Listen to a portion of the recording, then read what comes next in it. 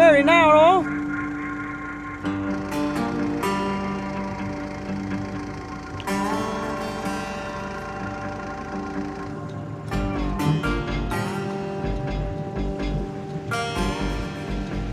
I don't think we've been this close to shore with the boat in a long time. It feels so narrow.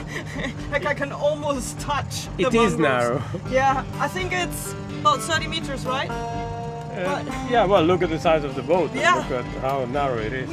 I think if another boat would come out. No, wouldn't you fit. can't. You got a radio in. Yeah.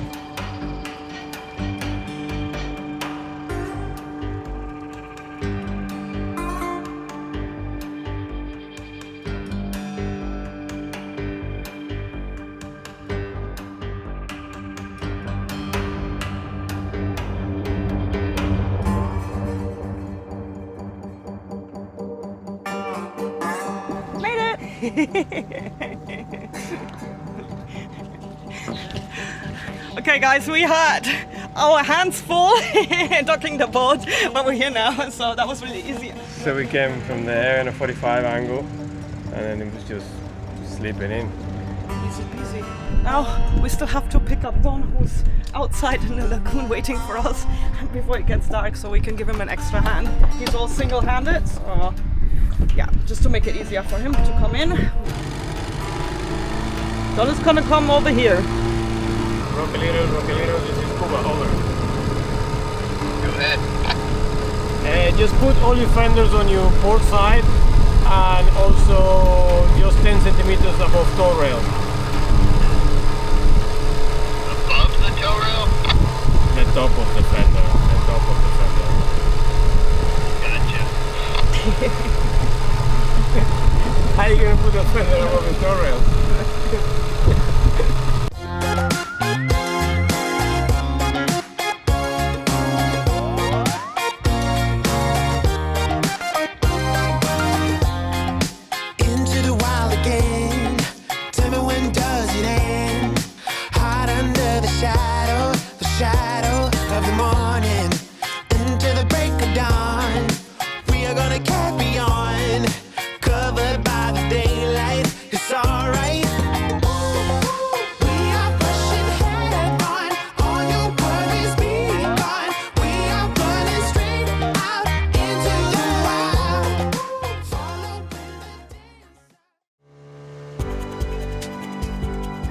Welcome back guys. I will explain in a minute why we are in Red Rock Marina in Belize. But first we're going to help our friend Don, who's waiting for us in the lagoon. We met Don when our boat got wrecked in Aruba and our dream almost came to an end. It was a tough time for us, but he was always there to make us smile. We're gonna put the dinghy here on Don's starboard side because he's gonna just get pinged into the port side. It's just a one-way slip, so we're good.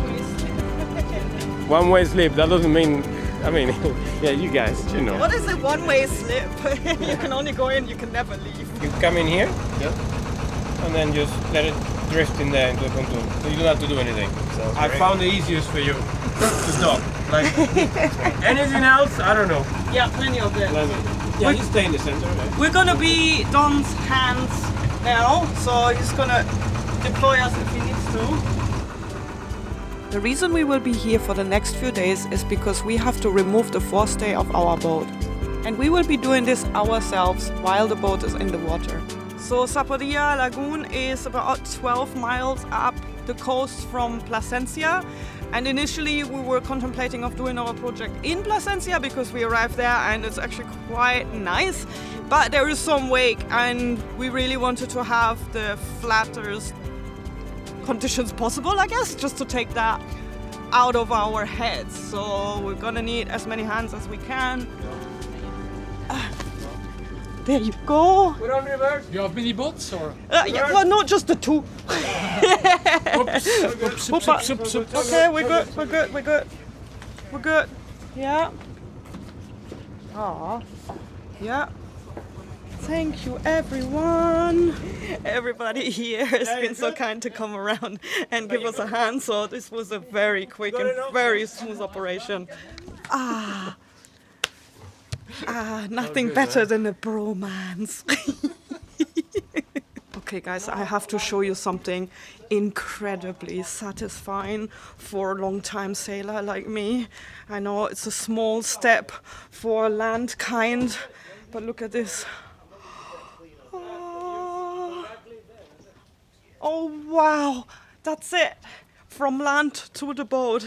Okay, that hasn't happened for a long, long time. That felt so good. I know, it's silly, but still, it's not, it's a serious thing for me.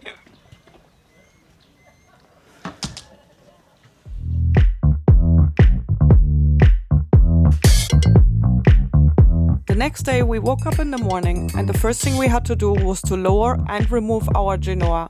That's the sail at the front of the boat. It doesn't roll smooth. It's hard, eh? Let me know when it gets stuck and I'll help you. After that, we had to detach the forestay, the big wire that runs from the front of the boat all the way to the top of the mast. So we could remove our top swivel, which is the part causing us an issue at the moment. The top swivel is a bearing that serves two important purposes. It hoists the genoa up the mast, and it allows the sail to furl in and out. Oh, crap. Let's furl in the sail. Unfortunately, the piece has gotten so worn out, we couldn't even get the sail down anymore. So Annika had to go up the mast and hit it with a rubber mullet. Now, if you're not a sailor, you might be wondering, why on earth would we need to do all of this? Can't we just spray some WD-40 on the top swivel and call it a day? Well, let me break it to you. For the past few months, our genoa has become harder and harder to furl in and out, to the point that it becomes completely stuck in heavy winds. And this is one of the most dangerous things that can happen to you with a furling sail. The consequences can be dire. From a knockdown, ripped sails, losing control of the boat, a compromised rig, or even dismasting, to serious injuries to the crew from whipping lines, snapping sheets, or getting hit by the heavy metal clew. As you can see in our case, our sail has already ripped. Honestly, it could have been a lot worse.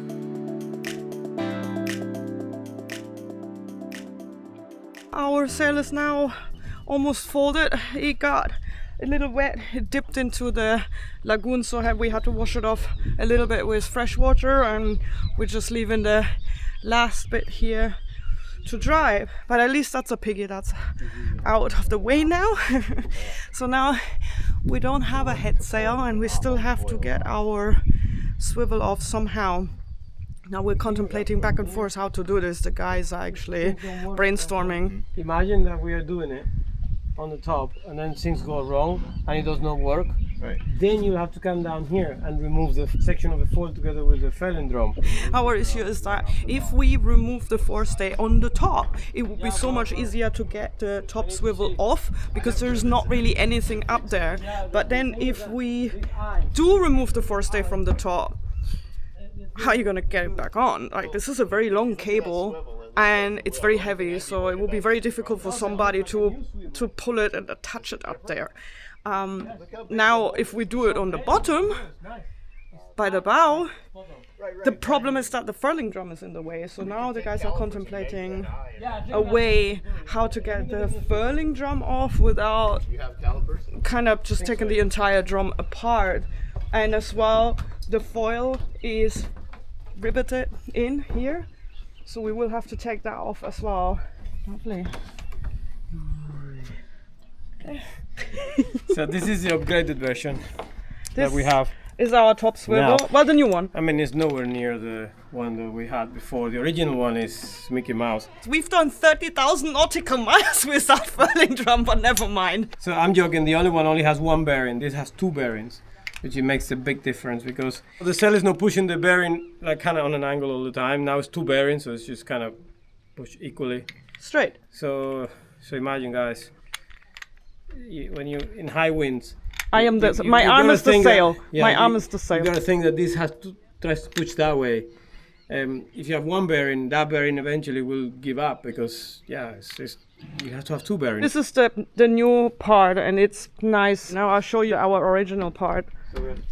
So you can see in comparison now with my hand, obviously, this this is very small and this is very, very light. It's probably half the weight, and as well the bearings in here. It's just, look, you can see from it pulling, like Annika says, because it hasn't been pulling straight, it's actually worn out badly. So worn out in a cockeyed way, so it doesn't slide properly anymore. It's actually, it's yeah, there you are. You just got so much play, and that's why it gets stuck. And also the bearings are kind of gone, so you can see probably, you can see the bearings in here. This is just not safe anymore. Next, we have to remove the rivets that are attached to the top of the furling drum. This will allow us to slide it up so we can access the turnbuckle, which in our case is an eye. There is attached to the stud, there is attached switch into the forestay. We need to get to the eye so we can undo it. After removing the rivets, we had to loosen our twin backstay to release the tension on the mast. We then ran a rope, or rather halyard, from the top of the mast to the bow of our boat.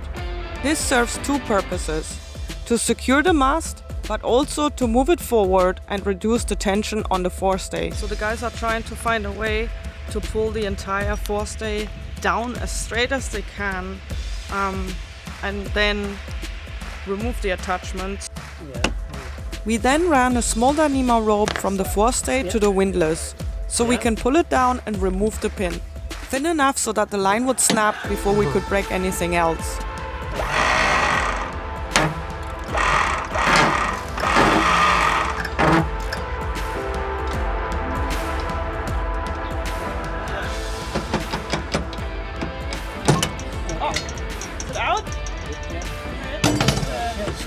Jesus! Don't do that, man. It's like loud noises. I don't want that.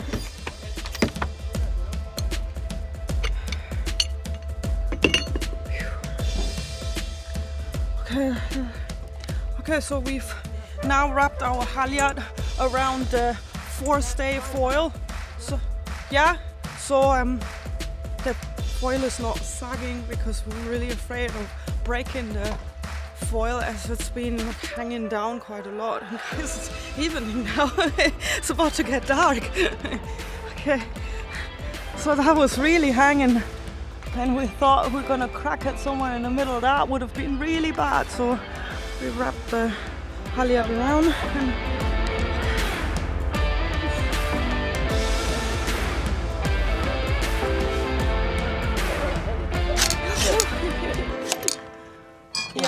yeah, it's off. Yeah. Is it coming out? Hang it. Okay. All right, we gotta go up and forward a little bit so I can get this. Yeah.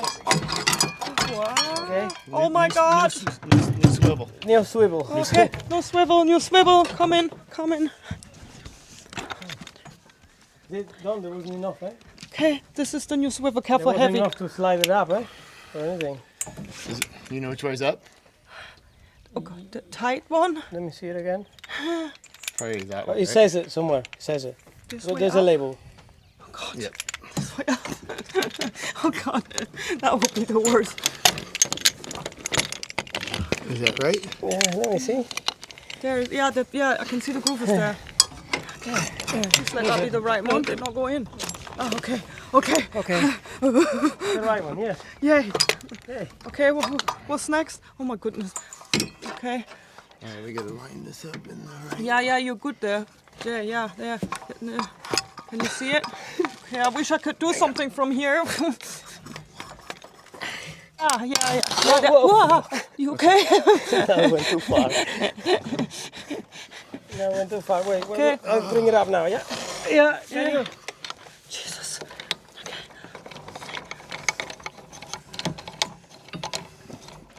This is gonna be the hardest part now. Sorry? Trying to get the forestay back in the. What, to do it tomorrow? Yeah. Oh, yeah. All right. Jesus. We're close. Yeah? A little We close? were close. Yeah. Within a quarter of an inch. That's not very close just yet.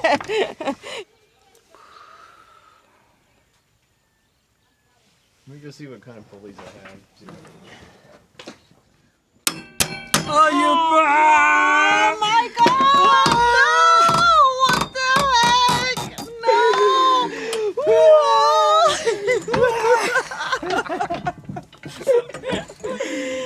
Oh, man, We've done it! We've done it! Yeah, so we now change the top swivel, guys. The difference is like, I don't know how to explain. Let me get the other one, I'll show you. Look at this. So this is the old piece, and you can see the difference in size, and it's a lot lighter as well. But yeah, look, this is, it's not actually spinning anymore. Some of the bearings, I believe, are gone. And the core is also gone. Just look at this, how worn out it is. I don't think we would have even been able to fix this I don't think somehow. so. It's like a, I don't know if it's a seal unit, but it looks like a seal unit. But listen to this. That's not good. And the new one, look at the new one. Yeah, it's double bearings, man. And it's like butter. With, This with, is- with 2 fingers, there, with 2 fingers. This is good. I'm not over the water. Let's not lose this one. I think we have precisely 3. Yeah. Okay. Let's pump it.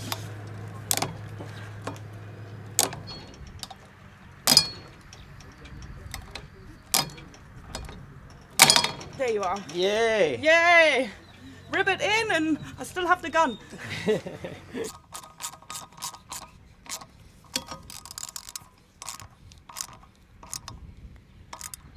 Yay! Maybe better pliers. There. There, good. One more ear. Oh, what happened to the pliers? Oh, you shouldn't have said we need better pliers. That's when it gave up. Man! I just said it. Why did you have to say it? He keeps jinxing things. I don't know what it is. Every time he says things like this, he just said we need better pliers. And then he pressed them and they fell apart. So he took all of the life out of the pliers. This encouraged him.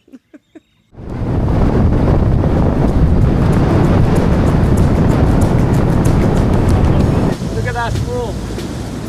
It's gonna pass just behind us. Just as we got out of a marina.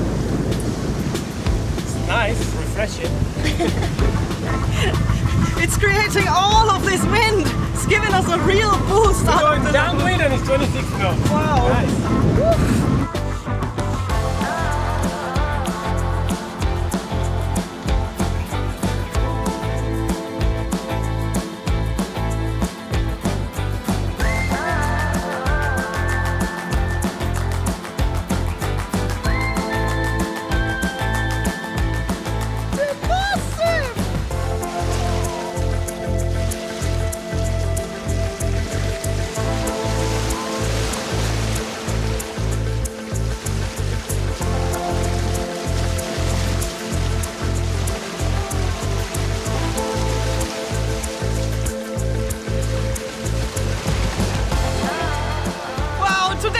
Such an eventful day. We are just about to reach Plasencia now after about 3.5 to 4 hour downwind sail, which was really, really nice. And because we had the squall behind us, it was very nice and cooling as well, because guys, it's been hot these days.